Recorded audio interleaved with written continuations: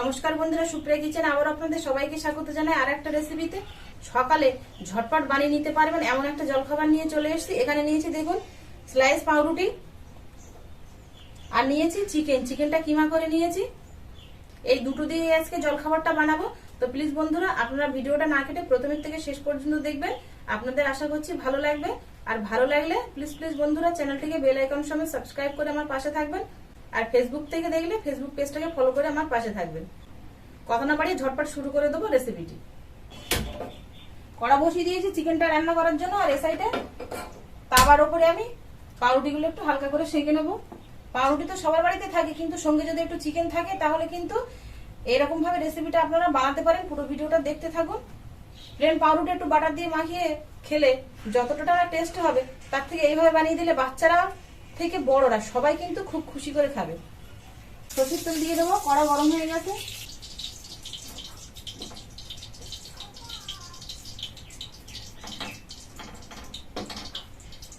Great করা পেঁয়াজ দিয়ে দেবো, তেলটা গরম হয়ে গেছে।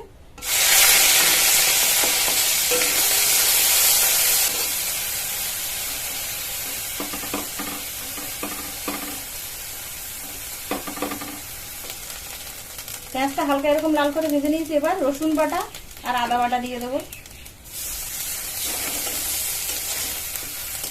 আপনারা চাইলে কিন্তু এর মধ্যে একটু কাঁচা লঙ্কার কুচি দিতে পারেন, কিন্তু আমি আর দিলাম না, যেহেতু বাচ্চা বড় সবাই খাবে। তো কাঁচা লঙ্কাটা মুখে পড়লে তখন কিন্তু আর ঝাল লাগবে, খেতে পারবে না।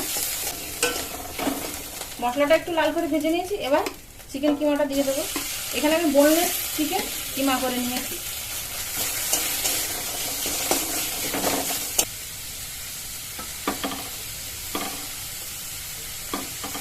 স্বাদ অনুযায়ী লবণ দেব, পরিমাণ মতো হলুদ গুঁড়ো, স্বাদ অনুযায়ী লঙ্কার গুঁড়ো, পরিমাণ মতো ধনে গুঁড়ো, জিরে গুঁড়ো দেবো পরিমাণ মতো, গরম মশলা গুঁড়ো পরিমাণ মতো। গ্যাসের ফ্লেমটা লোতে রেখে চিকেনটা ভেজে নেব, যাতে চিকেনটা সেদ্ধ হয়ে যায়। 4 থেকে 5 মিনিট কিমা করা তো খুব তাড়াতাড়ি সেদ্ধ হয়ে যাবে। চিকেনটা 4-5 মিনিট রান্না করে নিয়েছি, সুন্দর একটা গন্ধ ছাড়ছে, সেদ্ধ হয়ে গেছে চিকেনটা। এবার নামিয়ে নেব। সেঁকা ব্রেডগুলোর গায়ে এবার বাটার লাগিয়ে নেব।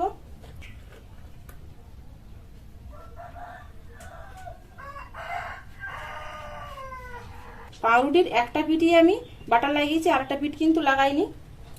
এবার ওপরে চিকেনের পুরটা দিয়ে দেব।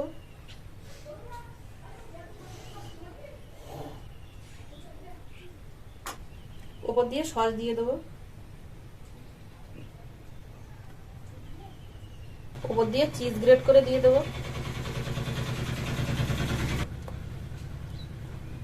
আর চিজ যদি আপনারা খেতে না ভালোবাসেন তাহলে এটা কিন্তু বাদও দিয়ে দিতে পারেন।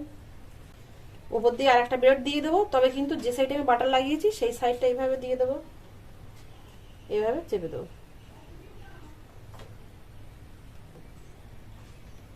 দেখুন এই যে একটা হয়ে গেল।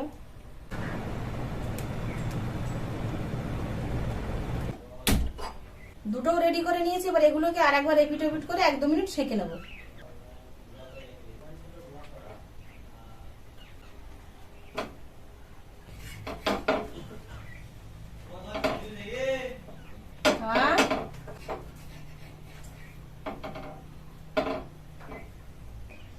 দু মিনিট সেঁকে নিয়েছি, এবার নামিয়ে নেব।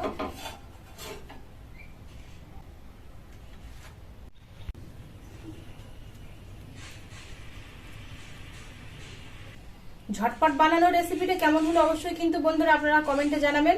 আর ভালো লাগলে লাইক কমেন্ট ও আপনাদের বন্ধুদের কাছে প্রচুর শেয়ার করবেন। আর আমার পরবর্তী ভিডিও সবার প্রথমে দেখার জন্য পাশে থাকা বেল আইকনটি ক্লিক করে দেবেন। এতক্ষণ আমার সঙ্গে থাকার জন্য আপনাদের অনেক ধন্যবাদ। আবারও দেখা হচ্ছে আপনাদের সাথে পরে নতুন কোনো রেসিপিতে। ততক্ষণ আপনারা সবাই ভালো থাকবেন, সুস্থ থাকবেন।